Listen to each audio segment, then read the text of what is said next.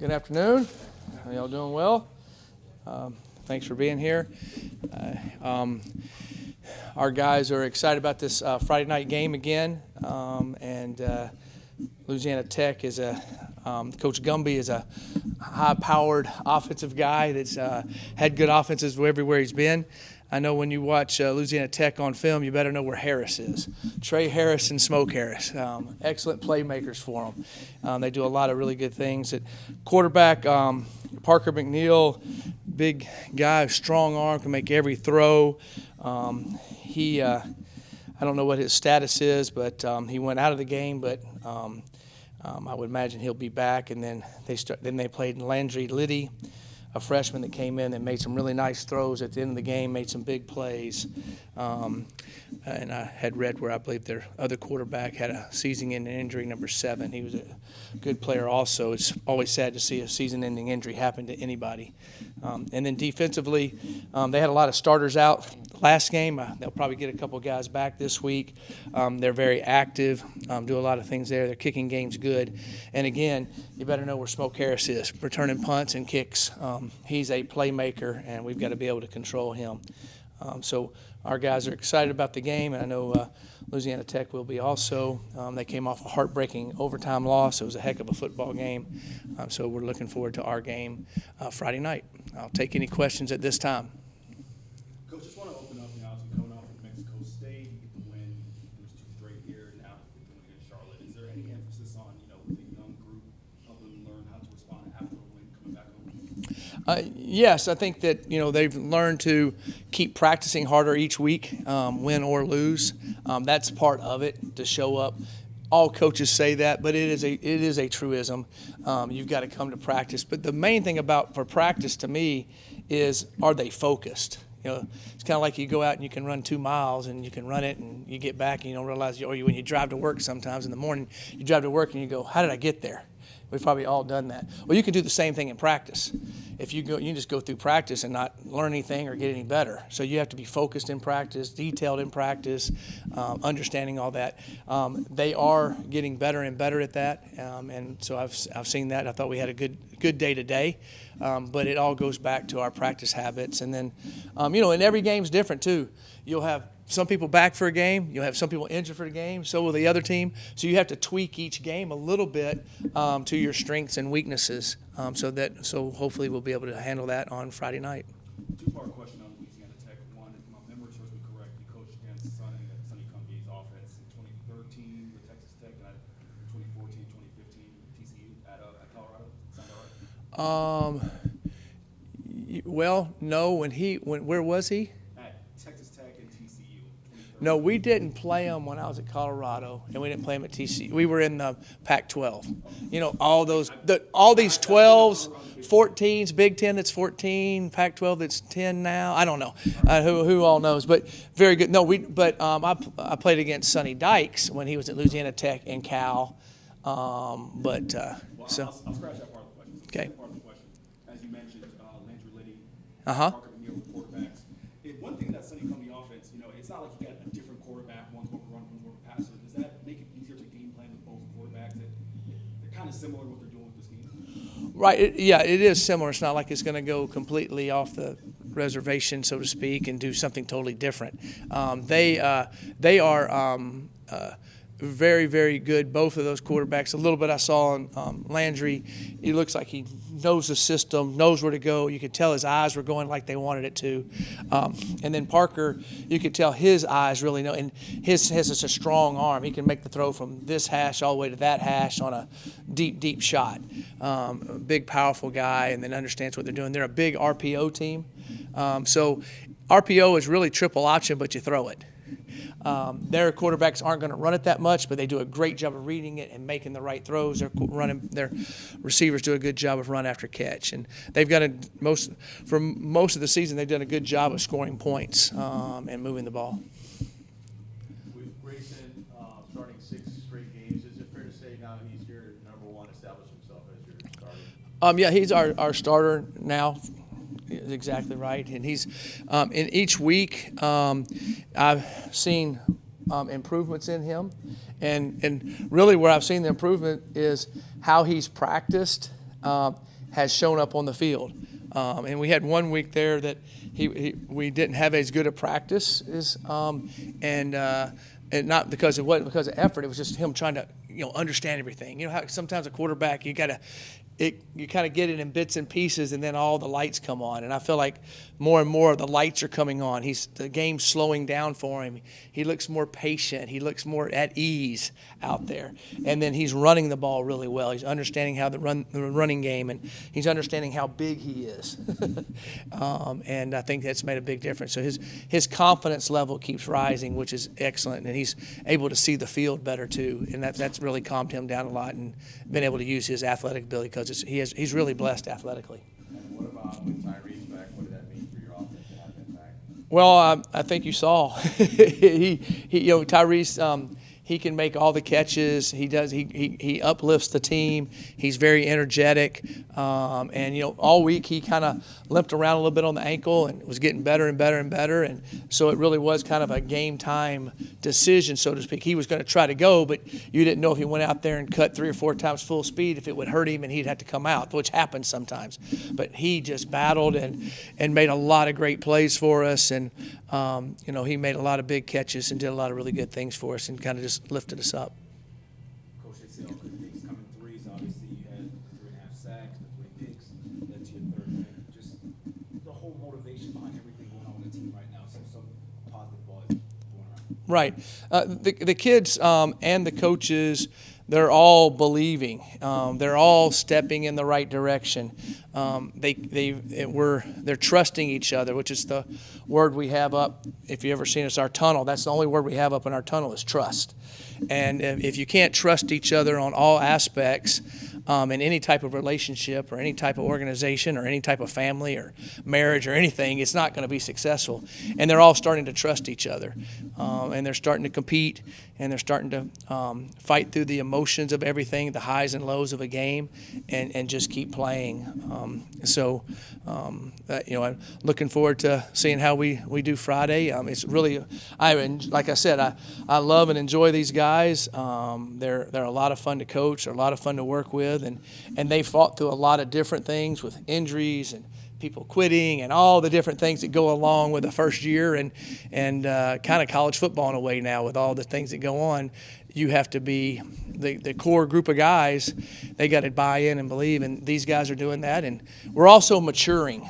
That's a big part of it. We were basically a JV team when we started experience-wise, and now we've kind of come into more of that. And I think you see that in the games. We don't make as many mistakes.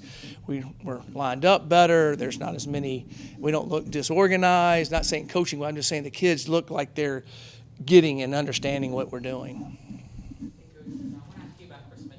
Yeah. Number 80, Chris Mitchell, or number 10, Chris Mitchell?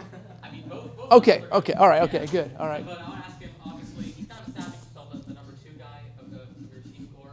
Talk about his game and how he keeps improving and some of the flashes that he's been showing. Yeah, I'm so proud of Chris, like I am all of our guys, but Chris is one of those guys that hasn't played a whole lot around here, played at different times, and then we got into fall camp and he got nicked up a little bit, so that kind of put him down the roster a little bit because he wasn't able to practice. And then he was practicing as a second-team receiver. We go into the first game, and he gets out there on a couple plays and makes big plays and has been practicing well and got moved up and then keeps making the plays and keeps pushing through different things. And I think that really shows his character and his work ethic, because he could have pouted and it's not going right for me, and he didn't. He just prepared. Like I always tell him, you got to star in your role when you get your opportunity, whatever your role is. If you star in it, you get more. If you don't star in it, you get less. I mean, that's just the way it is.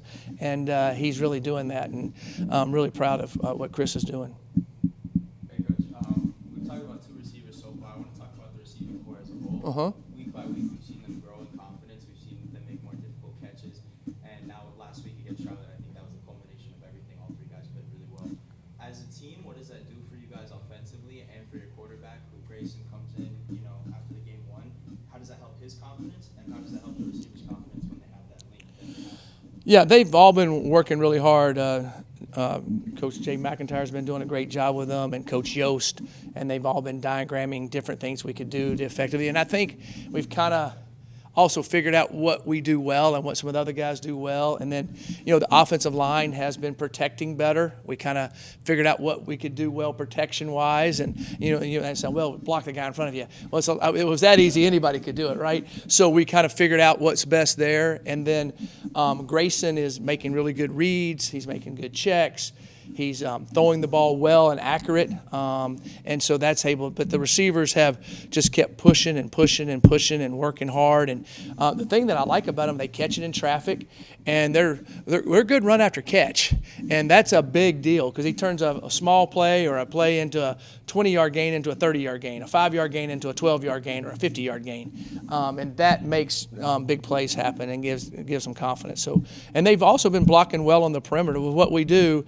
The first touchdown the other day, Tyrese was out there. I know we're talking about his catches, but he takes the guy and blocks him all the way to the back of the end zone. And Valdo takes his other guy and blocks him all the way out of the sidelines.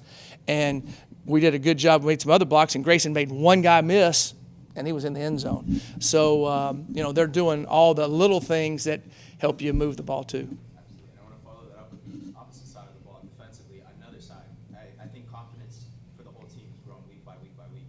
But last week against Charlotte, obviously second play of the game, you have Sean knocking it out. Right. Forced fumble, and you got Blankham in the first half. Talk to me about, one, as a coach, how you feel that helps you motivate the squad, and two, how their confidence has really grown over the last week. Right. Well, Coach DeWitt and all the defensive coaches done a great job with the guys, and the guys have bought in. And then they're playing more. There's so many of them. I mean, the whole secondary hadn't played much. The linebacking core and our level hasn't played that much, and they're getting better and better. Sean was never played defense in his life in college, and so he just week to week keeps getting better. So that's kind of how they're all doing. But Coach DeWitt's done a good job of getting them lined up, getting them in the right position. The kids are starting to understand why we call things, why we're doing it, why we're checking it.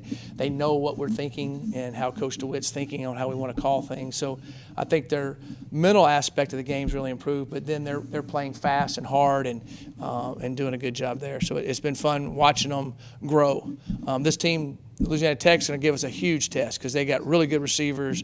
They spread you all over the field, and so it's going to be a huge test for us there. Coach, following the game, Grayson, when I asked him about, was that game plan as far as him using his legs in the red zone, he said, he was kind of added emphasis on needing another hat in the blocking game with one game. Is that kind of what you saw, just needing that? Yeah, well, what we is if your quarterback can run it down there and do different things, they have to take care of that. So they got to put a guy on him if you can do that.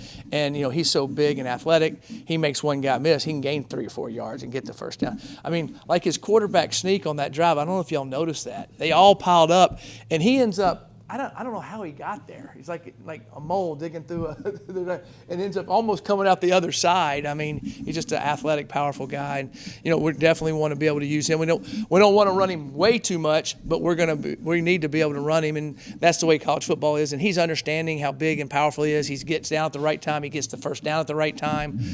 He's starting to understand how to run the football well in those type of areas.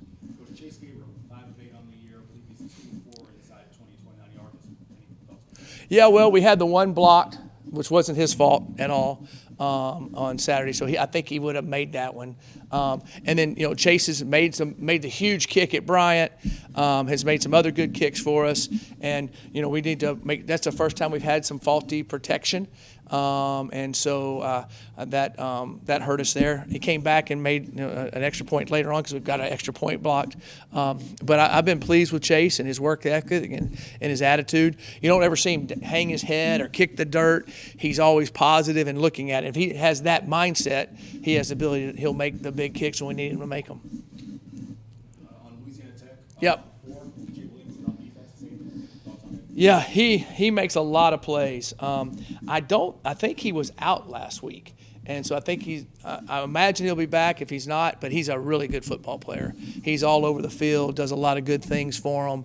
I've been impressed, and as the season goes along, when you're watching other teams as you're preparing, you see guys flash. He's a guy that flashes a lot, and of course, watching him now, he can make plays. But he didn't play last week. But I would imagine he'll be back Friday. Yes, he is what you would call a hybrid. They flex him out, He's in the backfield. He's on the line. He's really fast. I mean, he's really fast. I mean, he's outrunning. Caught one the other day, outran the whole team, I think, against UTEP or somebody on film, and he's really fast. You can see his speed, his length. He's a good player, and he's a weapon. So technically, they play with 4 wide receivers if you count him that type of athlete, and then he goes in the core and does different things and blocks and does all that. But when he splits out, it's not like you're guarding a guy that runs a 4.8. He's a 4.5 guy that can go with height and athletic ability. Coach, at the risk of asking a sarcastic question, as far as that goes, was the Meek Mill or Waka Flocka, was that your contribution? The what? Post-game playlist, was Meek Mill, was that your contribution to the post-game playlist, or was it Sweet Carolina? I'm just trying to I'll plead the fifth on that one. All right, thanks, guys. I appreciate it.